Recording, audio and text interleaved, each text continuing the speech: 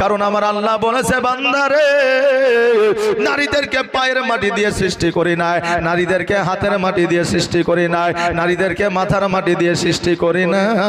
কারণ আমি আল্লাহ জানি আমি যদি নারীকে পায়ের মাটি দিয়ে তৈরি করতাম নারীরা পুরুষের পায়ের তলায় থাকতো, আমি যদি নারীকে হাতের মাটি দিয়ে তৈরি করতাম নারীরা পুরুষের হাতের মুষ্টের মধ্যে থাকতো, আমি যদি নারীকে পুরুষের মাথার মাটি দিয়ে তৈরি করতাম নারীরা পুরুষের মাথার উপরে উঠে নাচতো।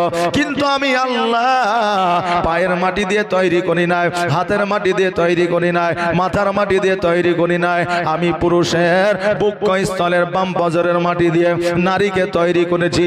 এই জন্য নারীর স্থান পায়ের তলে নয়, হাতের মুষ্টিতে নয়, মাথার উপরে নয়।